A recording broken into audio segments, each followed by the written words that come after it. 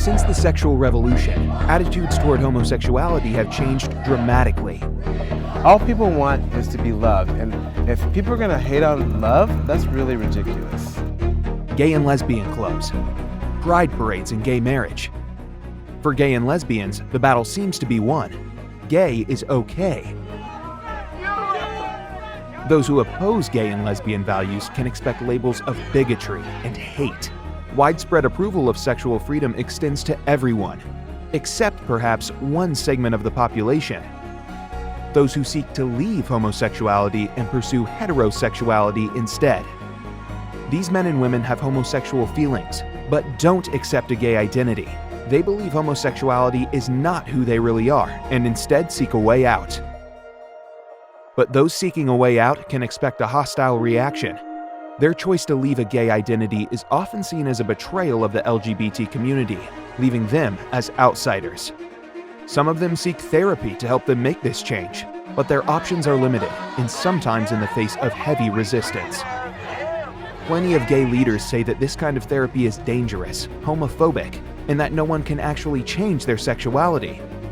As long as you've got this calcified religious extremist core in this country, you're not going to see this change. If somebody said to me, "Oh, this is just your religion," I would say, well, so what if it is? How is that your business to determine the validity of my religion? How dare you? Is that not my right? Some even say it should be banned. But others defend it, saying they changed and that everyone should have the freedom to choose their own path and whom they choose to love, even if that means leaving the gay community.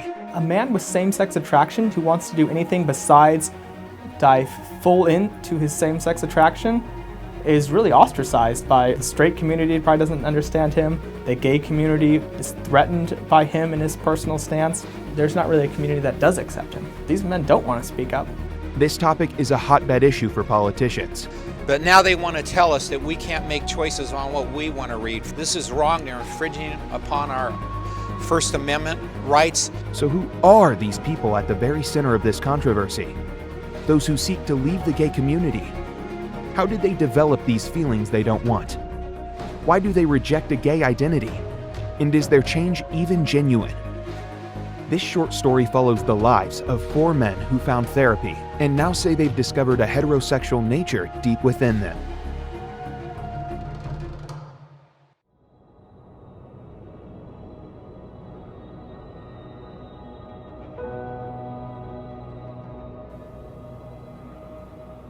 I don't know perfectly the answer, but I know that at a young age, I felt overwhelmed at times by my mom and so far off from my dad. In fact, I had this image of like me being in a jungle and like crying as a kid out from my dad and just praying that my father would be like a jungle warrior, like coming and chopping through the bush and trying to find me, to hunt for my heart. And as I got older, I think I really started sexualizing that yearning, that longing for being pursued by a man that saw me, my whole body, mind, soul, being, and said, "You're enough. You're enough." Probably the biggest catalyst for change for me was when I was on I'll call it a splurge, and I hooked up with, I don't remember how many, probably at least 10, maybe 15 guys in a week period. And at the end of that, looking at myself in the mirror and just thinking, who have I become? What have I become? This isn't who I want to be. That's when I said, enough is enough. I don't have the answers. I don't know exactly where to go, but this can't stand anymore. Back when I was 17, I came across, by accident, this book that was called Loving Someone Gay. And I thought, wow, I need to read this. I need to understand if I'm gay. I hope to get the answers here. Sadly, there was no other view available next to that book or in the same bookshelf. So the whole book is about accepting that because you have some attractions to the same sex, you are gay. I've recognized and learned that in my own life there were two really searing events that kind of created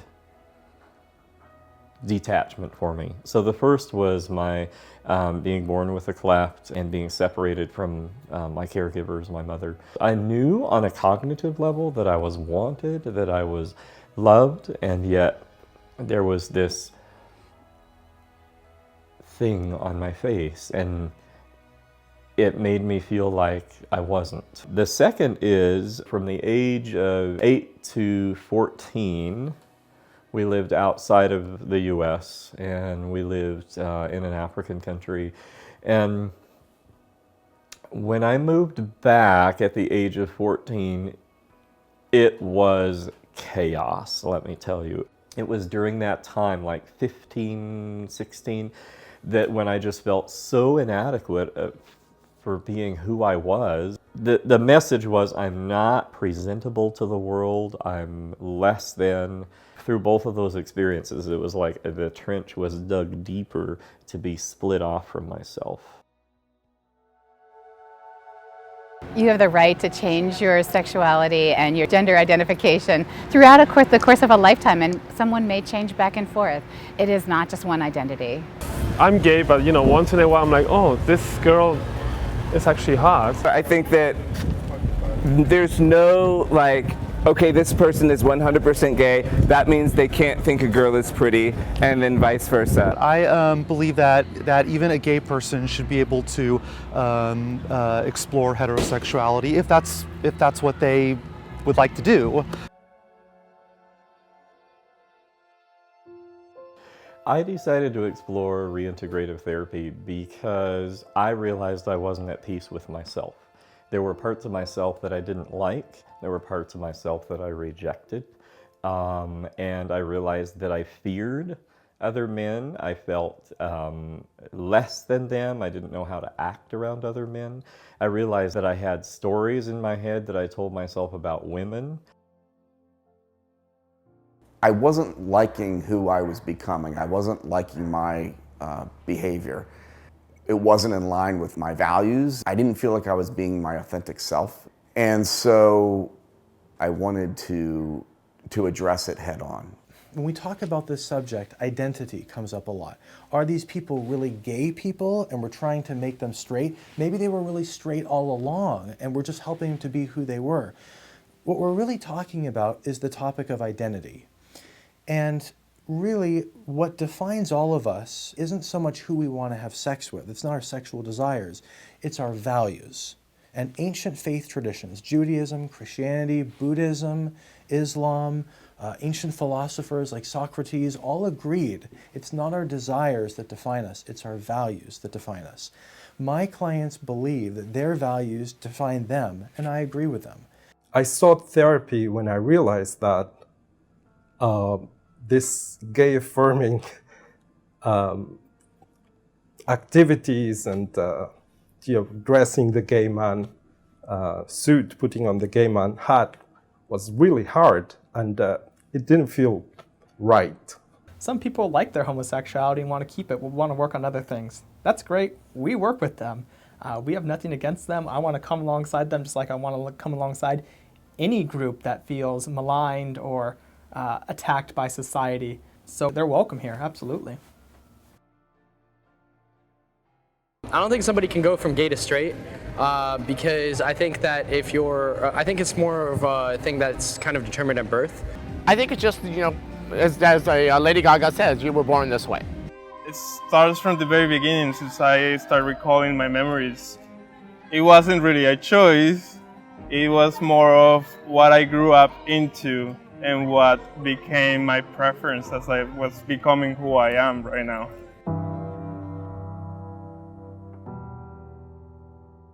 So many people who have same-sex attraction, they say, but I've always felt this way. Of course you've always felt this way. So we know this is coming from a very, very young age. It's a disconnect from the masculinity. So it's oftentimes these boys, they feel weaker, they feel unable to connect to males, they feel unable to connect to their father. That's probably the biggest one right there. The biggest factor for me was not having that, receiving enough affection and attention and care as a kid growing up by my dad, and then also not receiving it as much as I needed it from peers as well. As far as for everyone, it's really difficult to determine how every single person develops same-sex attraction. Because people are always like, oh no, I had this cousin, he has the best dad ever, and I've heard all these stories, and there's always these one-offs. But for the vast majority of men who develop same-sex attraction, it does come in a very standardized process. There was a series of seemingly unrelated events that little by little cornered me into this place where I was not affirmed as a boy. I was not affirmed by the men in my family. I was not affirmed by my father. I was not affirmed as a masculine being by my grandfather, by my uncle. I wasn't affirmed as a male by my mother, by my grandmother. And this was not intentional of them. What's not being talked about is that many of these men describe remarkably similar experiences in their childhoods. They keep describing experiences with a father who's felt distant to them, critical. The clients will often describe their mothers as intrusive, sometimes overbearing. And these clients oftentimes have a temperamental sensitivity. Now, if you put these factors together, it's going to increase the probability that the boy is going to have difficulty in terms of gender development, in disidentifying with the mother and identifying with the father. I wanted to be loved. I wanted affection. I wanted to be cared about. And I wanted it from my father, but then as a substitute, I wanted it from another guy. And when I wasn't getting it from a peer, then I ended up turning that into a sexualized nature. The perfect storm for creating same-sex attraction in someone, or male same-sex attraction at least. A father who's there and yet simultaneously not there. So he's uninvolved. He's always somewhere, but he's just unable for the boy to connect with. So he's not that he's out of the home. It's not that there's no father figure. It's that he's there and simultaneously unreachable for whatever reason. And then maybe the mother, sees that in the home, that the father's not taking up that slack, and she is like super mom. She's always involved, hands-on, and so the child has tons of female involvement and a very, very limited male involvement. That masculine world always becomes impossible to reach. It's hard because I think my mom had hoped that as kids we would be able to reflect to her what she had always hoped her family would be, which is maybe perfect. She struggled a lot with overreacting to us as kids and drawing us maybe too close, and my father pulled away a lot, and he was not able to be present with me emotionally. Ultimately, the individual's masculinity hasn't been fully affirmed. And why is it not fully affirmed? Could have a bad relationship to their father, or a distant relationship with their father. Their brothers could have been bullied in school, could have had sexual abuse, but they question their maleness, right? Their masculinity, they don't fully believe in it. What I see now is that I had attractions that were a result of a lot of my upbringing. And those manifested sexually. And once I dealt with, reintegrated, if you will, some of those issues, those attractions, first they dissipated and now they're virtually gone.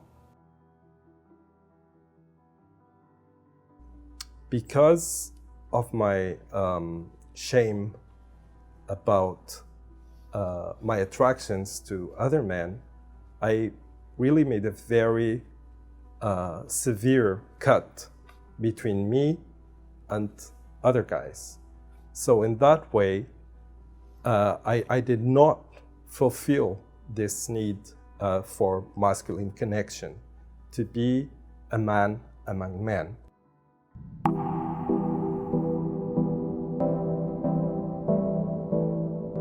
When I was going through puberty, I had a lot of conflicting thoughts about, you would see like a good-looking, handsome teacher who's a guy, and like my brain would be like, he's handsome, and I'd be like, wait, what does this mean for me? It's natural, I think. It wasn't something, if I were to choose this, why would someone choose this? Because people don't, they're really mean to gay people, basically. So it's natural. When I first began this process of taking the glasses off and looking at my judgments and my beliefs about men and my beliefs about myself, is that those were two very separate things. It's like, men were this way, but as a man, I'm this way. So men are strong. Men are good looking. Men are stoic. They don't have emotions, right? Men have it all together. Men are mechanical. Over here, as a man, I felt weak.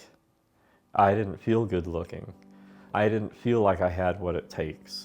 And so you can see is if I have those false beliefs, taking off the glasses again and recognizing they're false beliefs. Are men strong? Yeah, some of them are, but not all. Are all men mechanical? No. Are all men stoic?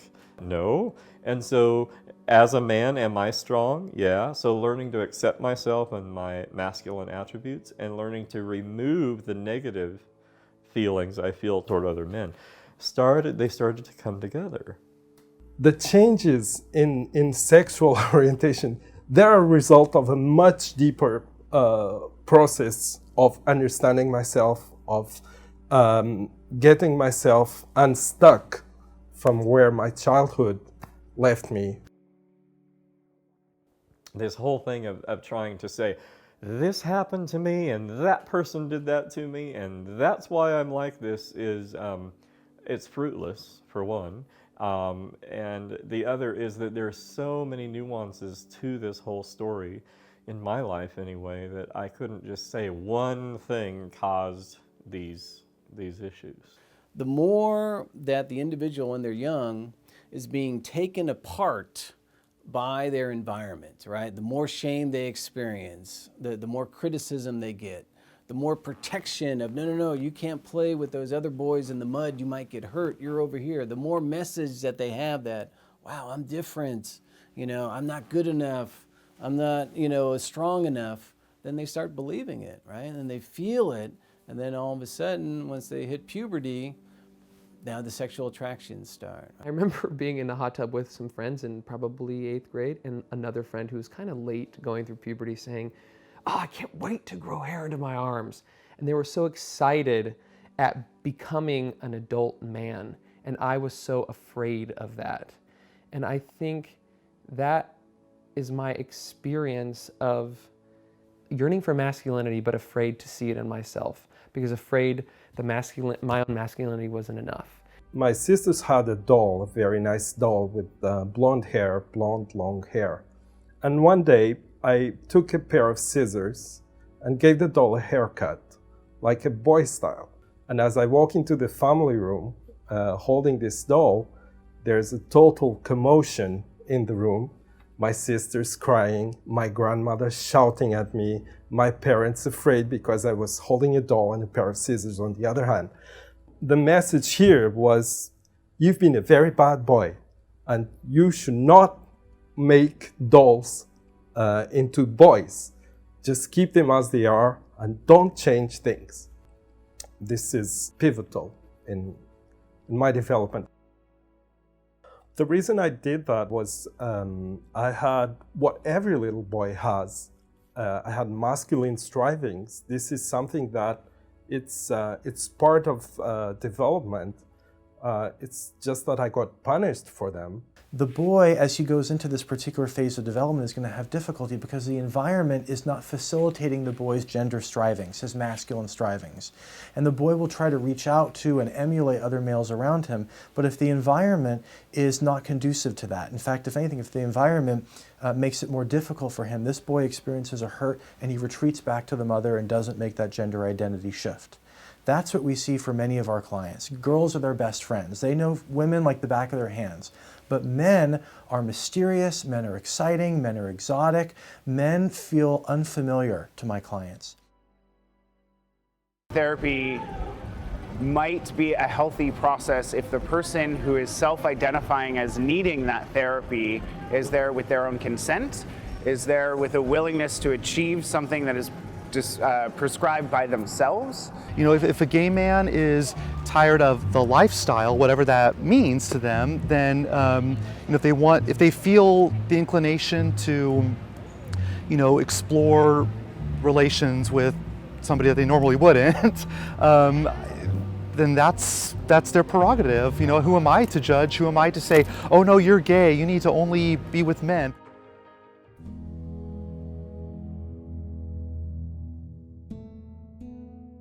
We have to differentiate between two different types of therapy. There's conversion therapy. Now, conversion therapy is a very broad term. It's a very broad term, it's ill-defined, there's no ethics code, there's no governing body. Conversion therapy is something that's practiced by and large by unlicensed individuals. In reintegrative therapy, the client is in the driver's seat. The licensed psychotherapist says we can use evidence-based treatments to approach your childhood traumas or any sexual addictions you may have. And as that's resolved, the sexuality begins to change on its own. Well, that's one of the misnomers right there, is people think reintegrative therapy is conversion therapy, where you're trying to make someone move somebody from gay to straight. Honestly, most of my therapy wasn't at all about the whole sexual attraction thing. I mean, it would come up and we would work on different things, but it was always, what is under there? What is under there? I never at any point felt like my therapist was trying to coerce me or change me to think a certain way. So there's been a lot of this accusation that people have been forced to change, and I think there's some historical truth to that. So if any one of you have let yourself become involved with an adult homosexual or with another boy, and you're doing this on a regular basis, you better stop quick. And if we catch you involved with a homosexual, your parents are going to know about it first. And you will be caught. A lot has come down through other people's churches of all the different religions, you know, or people's parents who have had very, very strict views, forcing their kids to change. That is not what this therapy is about whatsoever. It's been about dealing with issues that I grew up with. It dealt with dealing with my dad, and dealing with my mom, and dealing with my peers, and dealing with molestation events. I've had clients who have gone to gay affirmative therapists, and they've been told that they have to just continue that way of coming out more gay and accepting their homosexuality. We don't force the client to choose that path. We let them choose either option. It's about understanding the shame that the person might feel outside of therapy and getting to the bottom of that shame.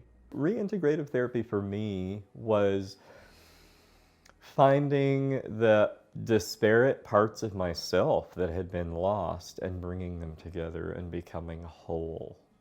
The results of being in this therapy have helped me to feel comfortable with who I am as a man, helped me to feel connected to other people, and helped me to feel like a man among other men. It's about reintegrating, which is what we call this, reintegrative therapy. It's the idea of connecting to parts of ourselves that were split off, that were pushed away. Many of my clients felt that their masculine strivings were pushed away and shamed, and those masculine strivings were cauterized in a sense. I really actually liked the term reintegration, because it was these disparate parts of myself I wanted to go find and learn about and grieve and heal and pull together, and I always felt that from him. Our very first session, that was when I had a lot of shame and angst around my attractions. He said, I'm not going to promise that those will ever go away. And I was like, what? But that's why I'm here. You're supposed to fix me, you know. He's like, no. He's like, but I can promise that they will no longer disturb you and that you will be living your life fully in however way you choose to and you want to, and that those things will no longer disturb you. And by gumbo, he's right. On a neurobiological basis, it's really hard, if not impossible, to get rid of data. But we can reconfigure data. We're not getting rid of something as if we're removing a part of that. A big misnomer is that we're trying to get rid of unwanted same-sex attractions. We don't get rid of anything. We help fulfill these men, and as they do so, the sexuality shifts on its own. It's not a guarantee. What you can be guaranteed of is is dealing with wounds that you've had and becoming a wholer person. Yes, I'm gay, and one day maybe I will be with a woman.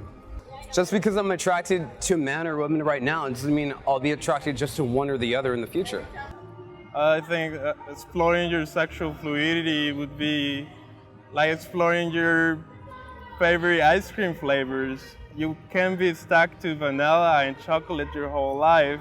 Yeah, in the future, I could see myself having a sexual relationship with a person of the opposite sex, because I think nothing ever stays the same and everything is ever changing. It's not the same necessarily as food or, you know, what movies I want to watch or things like that, but those are constantly changing and they happen necessarily without me being conscious of them. I think one day you might wake up and say like, oh, I'm interested in this.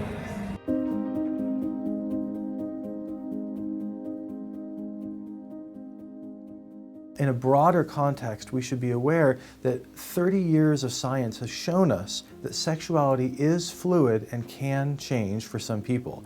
It's not just scientists who are becoming aware of this. In 2016, the CDC released their statements on sexual identity. They polled people in the United States, and they found that more people, particularly young people, were identifying themselves as being sexually fluid, that their sexuality can change. This corresponds perfectly with neuroscience. We know that the specific regions of the brain that are most responsible for sexual preference are the same areas of the brain that change throughout the course of our life. What psychologists like to use is the Kinsey scale. It goes from strictly homosexual to strictly heterosexual, and there's all sorts of places in the middle, and that people can and do move alongside that. And if people can and do move alongside that, is it okay for someone to move more towards the heterosexual side, and is it okay for someone to move more towards the homosexual side? Perhaps it should be the person's own choice about where they want to move.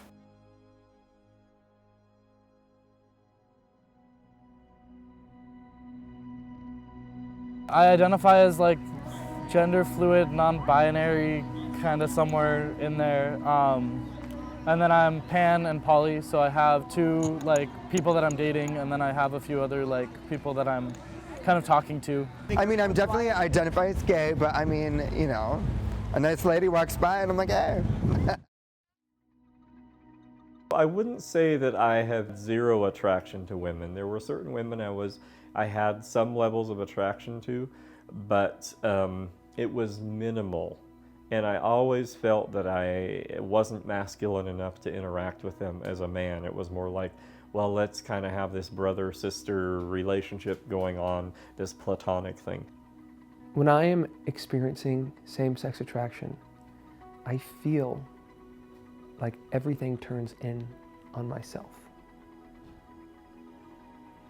It's all about me.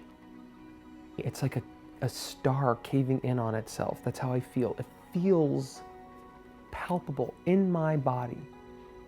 I feel intrinsically disconnected from the world around me. When I step out of that into assertion and into my full masculine self, I don't feel sorry for being me. I remember going to this retreat, and all the way to the retreat I'm driving there thinking, I don't know if I want to do this. I got there late. All the guys are in the cafeteria, right? So I park and I walk up to the cafeteria and I'm outside the door, and there's just this roar, collective roar of masculine voices. I felt so fearful that I willed myself finally to go in, but I just stood there for a long time. I was like, I don't belong here. I want to get back in my car. I want to drive home. Fast forward quite a few years. I actually chose to go to that same retreat because it's an annual retreat they do for men. I drove up. It was deja vu. I walked up to the cafeteria. I was a little bit late then too. Heard this roar of masculine voices. And there was such a difference in my body. I loved hearing that. And I was like, let me in there.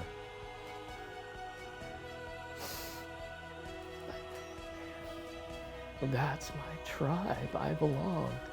And that's huge for me. just to say I belong. That was a big piece of work for me, is this recognizing that I'm a man among men and I belong in the world of men and I'm safe here. You know, I mean, I mentioned that I've had an experience that might be categorized as abuse by someone else, but like I said, it left no scar on me, and I don't categorize it as abuse. I just was a younger person who had consensual sex with an older person, and I don't think it had a major impact. I think it was a healthy, mutually agreed upon experience between consenting people, even though I wasn't really able to consent as a young person. I was actually like sexually molested, not like anything serious, but as a kid, that sexual experience with a man early on could have definitely opened the door to me becoming gay in the future. I'm a veterinary student, so I work with animals, and I think you see a lot of animals that are neglected by their owners, and you see the effect it has on their behavior and how they interact with people. And as much as we like it or not, human beings are animals too, and we respond in similar fashions. And if we're neglected, I feel like friends you see, you know, they're seeking that confirmation or love or whatnot. So it does have an effect on their behavior in the future, and I feel like they're maybe compared to someone who was raised in a nurturing, loving environment, they're more so seeking it and doing things that maybe someone else wouldn't, to try and get that attention or love however they can, for better or worse. The number one type of trauma we see is neglect, and that's so difficult to put a quantifier on neglect. It's by definition a prolonged non-event is neglect. That is certainly a trauma. Trauma is not just when something happens that day. Trauma can be a takeaway of something that's needed, something that's life-giving. My motivation was I want to be as healthy as I possibly can as a human being, period. Whether these attractions stay or go, I know I have wounds that need to be dealt with. Part of this whole process was just learning to be okay with myself, shave my mustache off, look at myself in the mirror, say to the world, this is what you get. And I used to not want to make eye contact with myself in the mirror because I didn't like really looking at myself. I like what I see. And as we use standard evidence-based treatments, the same treatments other clinics use, on those specific traumas, these clients notice an increase in their confidence, they feel more connected, more relaxed around other males, and as a byproduct, they notice the same-sex attractions diminishing on their own.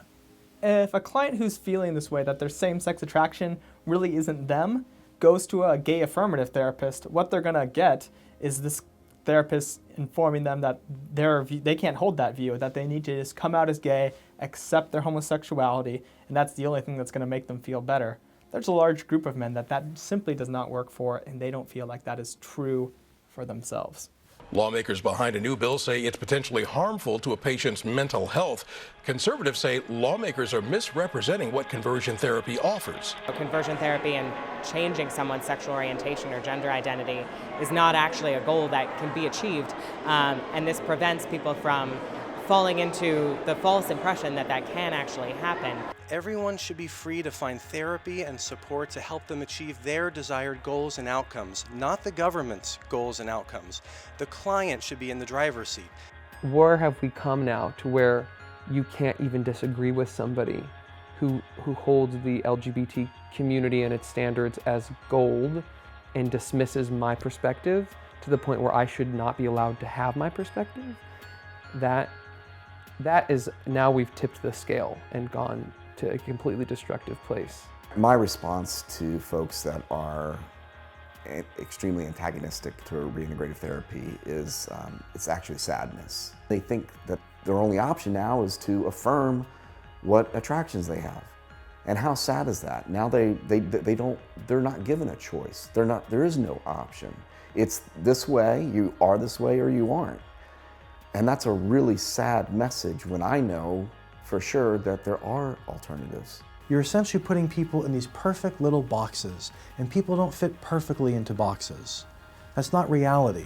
And so it would make sense that if you start with a premise that people fit exactly in one box or another, it's going to be hard for you to have an openness to people who have different points of view. If the goal is to completely ban anyone from having access to somebody who professionally could help me work in to find my goals, my life path, you're going to tell me that that's freedom to ban me from that right?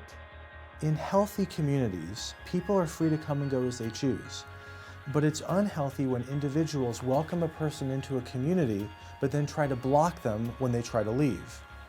That's bullying, and that's wrong. And my clients have the freedom and the right to walk away from any kind of sexual practice that doesn't work for them. If people want to live in a lifestyle, then they can continue to do that. But to take that option away from other people and to push a narrative that, to me, is not true, is extremely harmful. At this point in my life where I am doing reintegrative therapy, sometimes I feel that, oh, here I am again fighting against the currents, because now gay is good, gay is encouraged, gay is everywhere. Yeah, if you're gay, you're a superstar. At least that's what the media portrays.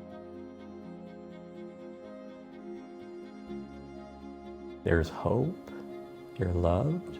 There are reasons you feel this way, and you have support. It's a journey. It's not necessarily a destination. It's about me becoming a more whole person, about me just dealing with myself and being more fulfilled. The results of being in this therapy have helped me to feel comfortable with who I am as a man, helped me to feel connected to other people.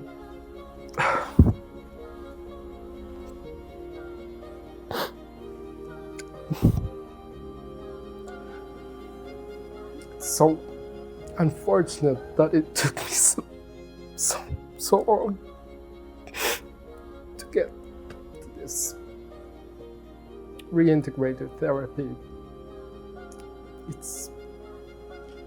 It's just exactly what I would have loved to have had in my late teens.